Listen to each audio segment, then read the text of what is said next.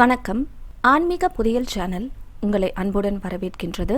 இந்த பதிவில் நாம் காண இருப்பது மாசி மகம் 2025 ஆண்டு எப்போது வருகின்றது, வழிபடும் முறை, அதன் பலன்கள் மற்றும் 7 ஜென்ம பாவம் தீர இந்த நாளில் நாம் என்ன செய்ய வேண்டும் என்பதை பற்றி விரிவாக பார்க்கலாம். தமிழ் மாதங்களில் 9வது மாதமாக வரும் மாசி மாதத்திற்கு பல சிறப்புகள் உண்டு. அதில் முதன்மையாக இருப்பது மகா சிவராத்திரி. அதனைத் தொடர்ந்து மிகவும் சிறப்புக்குரிய புண்ணிய நாளாக கருதப்படுவது மாசி மகம் ஆகும். மாசி மாதத்தில் மகம் நட்சத்திரம் வரும் நாளை மாசி மகம் என்று கொண்டாடுகின்றோம். இந்த நாளை இந்துக்கள் கடலாடும் விழா என்ற பெயரில் கொண்டாடுவதுண்டு.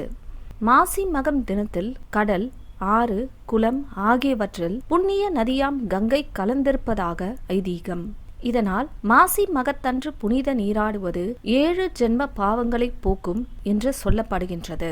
இதன் காரணமாக 12 ஆண்டுகளுக்கு ஒரு முறை கும்பகோணத்தில் மகா மகம் நடத்தப்படுகின்றது. இதையே வட இந்தியாவில் கும்பமேளாவாக கொண்டாடுகின்றனர். மாசி மாதம் என்பது சிவ வழிபாட்டிற்கு உரிய மாதமாகும். இது புண்ணிய பலன்களையும் பல பிறவிகளில் செய்த பாவங்களில் இருந்து விடுபட்டு நற்கதி அடையவும், பாவங்கள் மற்றும் தோஷங்களால் நமக்கு ஏற்படும் துன்பங்களில் இருந்து விடுபடவும் ஏற்ற மாதமாகும். மாசி மகம் அன்று பல்வேறு கோவில்களிலும் தீர்த்தவாரி உற்சவம் நடைபெறும்.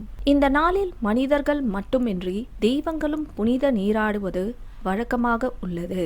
முதலில் நாம் மாசி மகத்தில் நடந்த முக்கிய நிகழ்வுகளை பற்றி சுருக்கமாக பார்க்கலாம். தட்சனின் மகளான அம்பிகை அவதரித்தது இந்த மாசி மகம் தினத்தில்தான் என்று சொல்லப்படுகின்றது. குழந்தை இல்லாத தம்பதிகள் மாசி மகம் அன்று புனித நீராடினால் அவர்களுக்கு புத்திர பாக்கியம் கிடைக்கும் என்பது நம்பிக்கை. சிவபெருமான் வருண பகவானுக்கு சாப விமோச்சனம் அளித்ததும் இதே நாளில்தான்.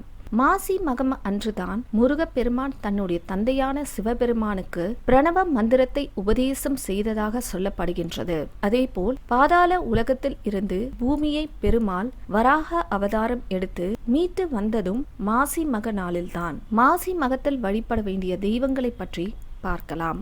இந்த நாளில் சிவபெருமான், அம்பாள், முருகப்பெருமான், பெருமாள், முன்னோர்கள், குலதெய்வம் என எந்த தெய்வத்தை வேண்டுமானாலும் நாம் வழிபடலாம். மாசி மகம் அன்று விரதம் இருந்து வழிபடுவதால் சகல சௌபாக்கியங்களும் நமக்கு கிடைக்கும் என்பது நம்பிக்கை. பௌர்ணமி தினம் சந்திர வழிபாட்டிற்கும் சிவ வழிபாட்டிற்கும் ஏற்ற நாளாகும். பௌர்ணமியுடன் மகம் நட்சத்திரம் கூடும் மாசி மகம் தினத்தில் சிவபெருமானுடன் சந்திரனையும் வழிபட்டால் அனைத்து விதமான தோஷங்களில் இருந்து நாம் விடுபட முடியும். புத்தியின் செயல்பாட்டிற்கு காரணமான சந்திரனின் பாதிப்பால் நம்முடைய மனம் தடுமாறாமல் இருப்பதற்காகவே இது போன்ற சிறப்பான நாட்களில் தியானம், வழிபாடு போன்றவற்றில் மனதை ஈடுபடுத்தும்படி நம்முடைய புராணங்கள் சொல்கின்றது.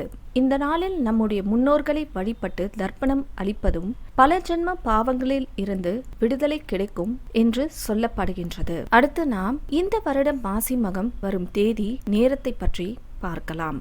இந்த ஆண்டு, அதாவது 2025 ஆண்டு மார்ச் 12ஆம் தேதி புதன்கிழமை மாசி மகம் அமைகின்றது. அன்றைய தினம் அதிகாலை 3:53 மணி துவங்கி மறுநாள் மார்ச் 13ஆம் தேதி காலை 5:09 வரை மகம் நட்சத்திரம் உள்ளது. அதேபோல் மார்ச் 12ஆம் தேதி காலை 10:50 மணிக்கு துவங்கி சதுர்தசி திதி உள்ளதால் சிவ வழிபாடு செய்வது மிகவும் உகர்ந்தது. இந்த திதியில் வழிபடுபவர்களுக்கு சிவபெருமானின் அருளும் பாவங்களில் இருந்து விடுதலையும் கிடைக்கும் என்பது நம்பிக்கை.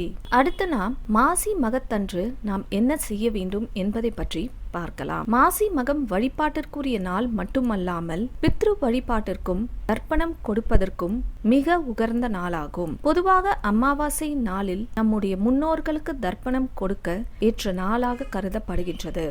ஆனால் புண்ணியம் நிறைந்த மாசி மதத்தில் பௌர்ணமி நாளில் முன்னோர்களுக்கு தர்ப்பணம் கொடுப்பது முன்னோர்களின் ஆசியும் பெற்றுத்தரும்.